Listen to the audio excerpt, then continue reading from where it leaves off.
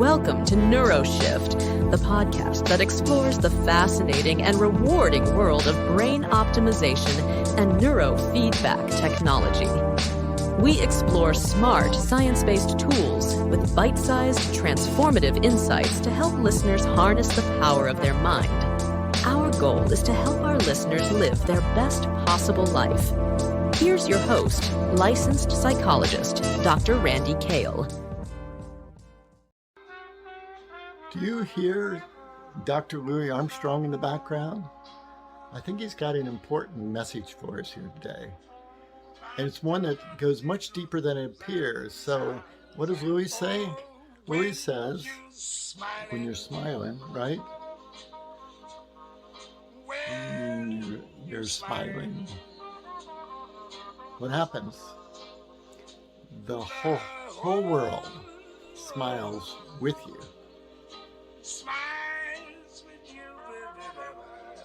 Okay, that might seem a little hokey, but there's a deep truth to what Louis is offering us here. And I want to make that point very clear. If you've ever walked out into the world, I know you have, all of us have, right? And we're being a grump on that particular day. We notice the whole world seems to be grumpy. When we bring sadness or we bring anger or frustration, what happens? We get it back, we get it back, we get it. It sort of multiplies. In a sense, we can only find in this world what we're perceptually ready to see or experience in that moment. And that's going to be dictated by the state that we're in, the emotional state that we're in.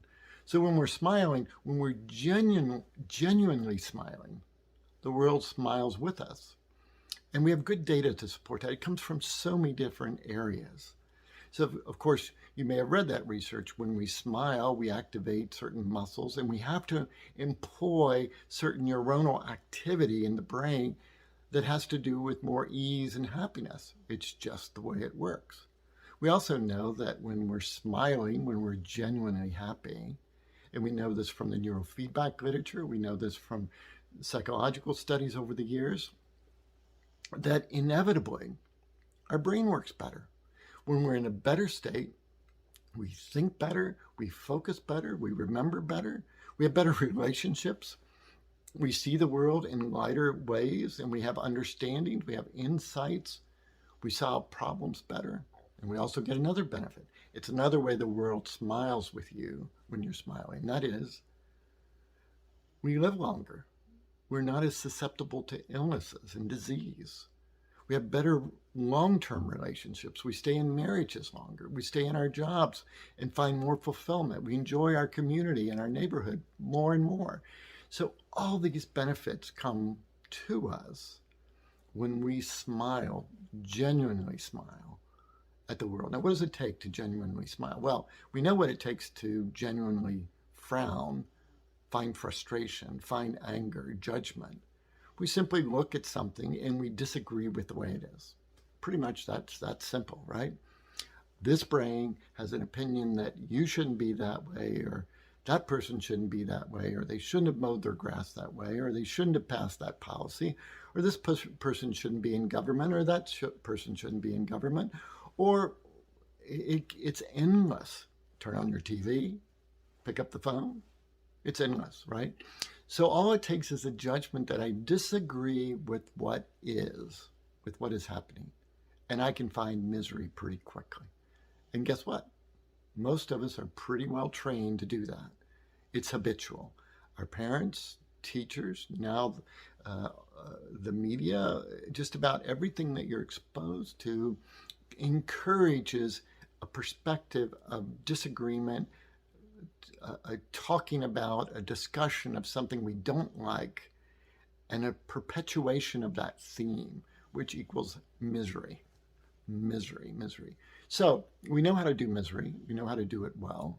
We practice that a lot, and we can move into states of anxiety because we can have fear, and we practice fearful thoughts long enough, we can become depressed and then really depressed. So it's interesting because the meaning behind Louis Armstrong's song, Smile and the Whole World Smiles with You, has this profound depth because it's really about if you recognize that you actually do have control over your smile. You control it. Nobody else controls it. You cannot blame your husband, your wife, your kids, your neighbor, your mom, your dad, uh, the government. What do you see on TV? You cannot blame anything for taking away your mojo, your smile, your happiness. So once you recognize the opposite side of that, which is you have the power, you have the power, you have the power to choose to smile. And the genuine smile comes from recognizing that you can choose what you focus on in the world. Now, if I focus on something that inherently makes me miserable, I'm going to be miserable. And trust me, I'm not encouraging you to look at something that makes you miserable and try to find a way that makes you happy. Don't do that. It won't work. It just doesn't work. A lot of therapy tries to do that. It's a very, very, very tough mountain to climb. Instead, elevate your state. It's all about state management. So if you can elevate your state by changing what you focus on and focus on the things that you appreciate. Focus on the things that you enjoy. Focus on what makes you laugh, what makes you smile. Focus on, if you have memories that make you smile, focus on those. But mostly look out at the world and see this amazing, beautiful world. Listen to the sounds that make you smile. Look at the sights that make you smile. Put your feet on the planet. Feel the pulse of the earth. And let it inform you, so to speak, of the state that you deserve. The state of happiness, the state of joy, the state of appreciation. So I'm covering lots of points here, but all in service of one primary idea, and that is that you can choose what you focus on. Don't give that power up to anyone, anything, something that's happened in the past or something you fear in the future. This moment's the only moment you can control. And in this moment, instead of letting your brain do what it was likely habitually trained to do from parents, teachers, society, media, to judge and to feel that there's something you disagree with. Your brain's going to do this, by the way. It's just natural. So you can't look at what you don't want, remember. You look at what you enjoy, what you appreciate, what you're interested in. You can even think about what you do want, what you're excited about. And then let that smile emerge. Practice it. You think about the number of hours, the number of days, the number of years that you have practiced judgment, disagreement, frustration, railing against what you don't want, don't like, disagree with, think should be different, think should have been different, think will be different, but it's not. Any of these ideas, they've been practiced over and over. You have these neural pathways that are like 20-lane paved highways in your brain to misery for some of you, right? So if we're going to carve a path in the jungle and turn this into a highway, we've got to practice. We've got to go back and forth, back and forth, back and forth. And that's your job. Your goal is to practice looking at what makes you smile. What makes you feel good? Where do you see love? Where do you see beauty? Where do you see interest? What kinds of movements do you like to dance? Do you like to walk?